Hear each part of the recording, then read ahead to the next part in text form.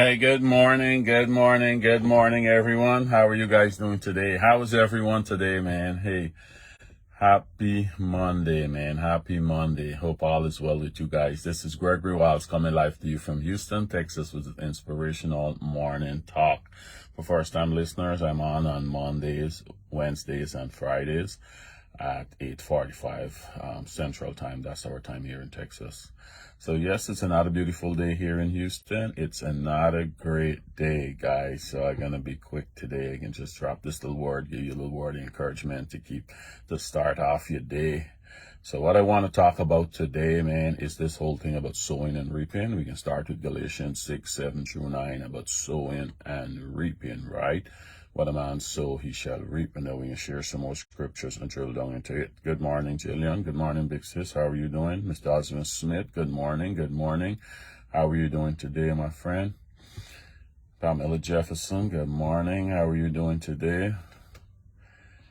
All right. So what we talking about today, guys? We're talking about sowing and reaping, man. Sowing and reaping, right? We start with Galatians 6:7, and then we're gonna introduce some more scriptures and talk through it, right? So this here said, "Do not be deceived. God cannot be mocked. A man reaps what he sows," right? A man reaps what he sows, right? Whoever sows to please the flesh, from the flesh will receive destruction. Whoever sows to please the Spirit, from the Spirit will reap eternal life. Let us not become weary in doing good, right? Let us not become weary in doing good. Here is a serious part. For at the proper time we will reap a harvest if we do not give up, right? What a man sows, he shall reap, right? This is a principle you gotta understand. A lot of these parables that Jesus used and these guys use in the Bible. Michelle Sparkle. Good morning. So yes, a lot of these parables these guys use, it's around the vegetation and livestock and all kind of stuff like that, because this is what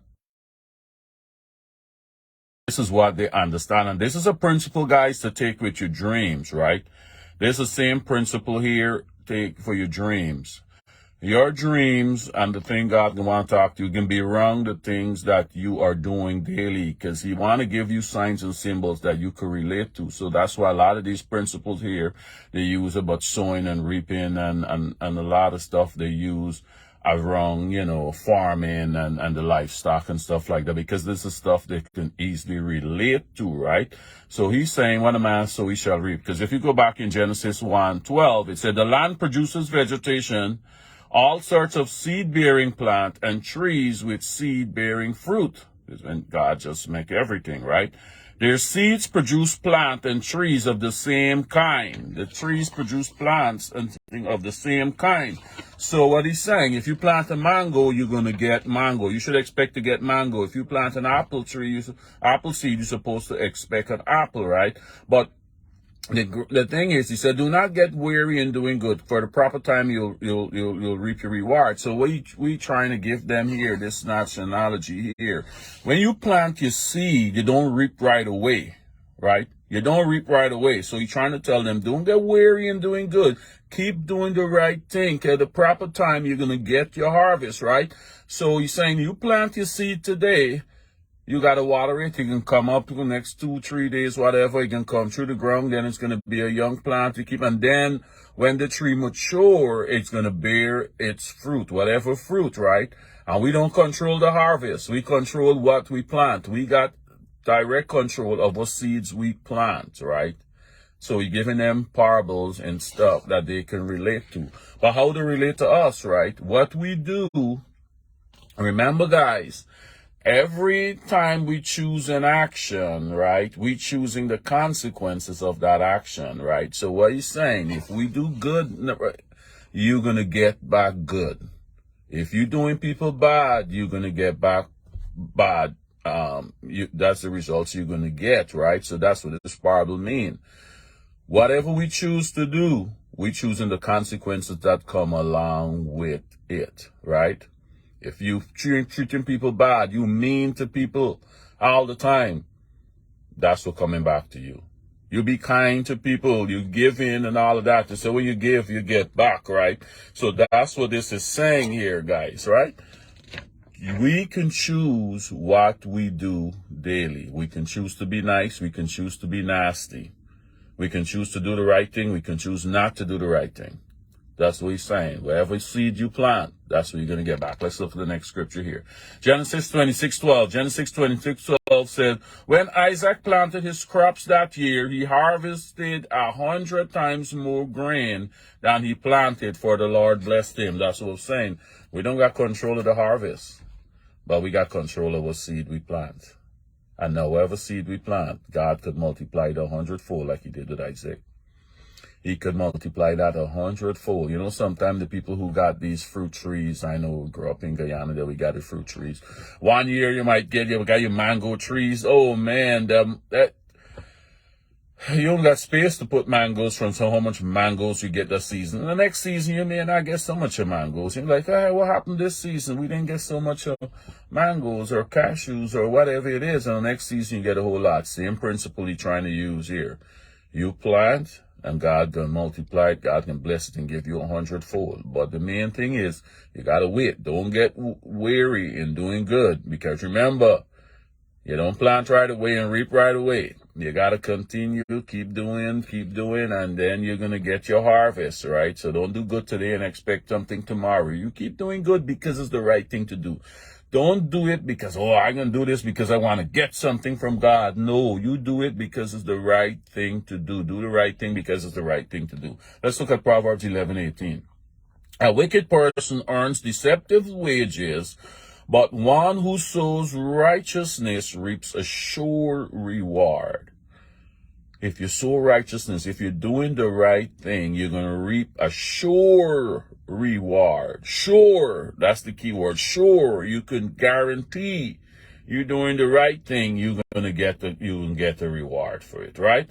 Let's look at 2 Corinthians 9:6. 2 Corinthians 9:6. He said, remember this, whoever sows sparingly will also reap sparingly, and whoever sows generously will also reap generously. So they're saying, you're going to reap in the proportion you sow. You see a lot more of these little parables about sowing and reaping and all that, right?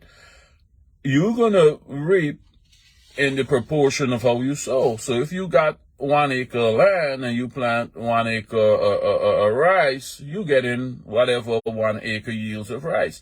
But a man who got 5 acres, he planted 5 acres, he's expected to get more than you with 5 acres. The man who have 100 acres, he expected to get, a crop of 100 acres can produce, right? If you take care of it properly, right?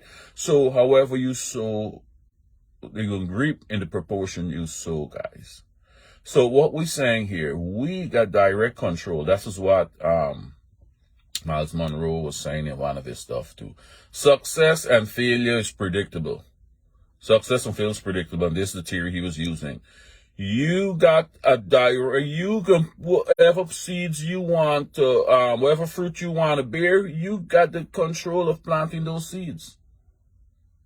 Right? You got the control of planting whatever fruit you want to reap, whatever results you want to get.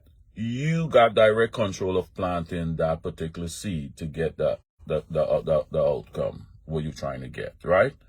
So what a man soweth, shall he reap, guys, right? And remember, whatever action we choose to sow, we also choosing the consequences. Simple example. If we choose to steal, the law said do not steal, right? We choose and we gonna steal, there's a consequences that come along with that, right? And we choosing the consequence when we choose that action, right? We choosing the consequence. Now, if the law, the Bible said, if you give to the poor, you lend into God, and he can repay you. When we choose to give to the poor, we also choosing the consequence there of God repaying us too. He can repay us, right? right? The law on the street say no speeding. They got speed limits on every, depending on the road you're on, they got speed limits. If you choose to go above the speed limits, you also choosing the consequence that come along for breaking the law. You're choosing the consequence also to break the law, right? So everything we choose to do, we choosing the consequence would come along with it, right? So what a man sow, so shall he reap, guys. And this goes on to for the deeper, right? With parents doing the right thing, and then and the kids gonna suffer certain consequences or get certain blessings. We're talking about generational curses and blessings. This go deeper now. Past your life. This gonna go past your life now. If you're doing the planting good seeds, you could expect your children to get a good harvest also. But if you're planting some negative seeds now, your kids them could reap a negative harvest. So this go way beyond just your life, right? This go past you. So we just got to be careful, guys. What seeds we planting, whatever the decisions we choosing to make daily, we know the right thing. We got to do the right thing. And don't do it for the reward. Do it because it's the right thing to do. And in due time, you're going to get that reward, right? And the reward could be 100-fold, 50-fold. God can determine how much he can bless you for what you plant, right, guys? So I just want a reminder today, let's go out and continuously practice doing the right thing every day. Let's plant good seeds so we could get a good harvest, all right? I'm going to leave it there, guys. Have a great, great day. Thank you guys all for checking in, and we'll talk again on Wednesday. Goodbye.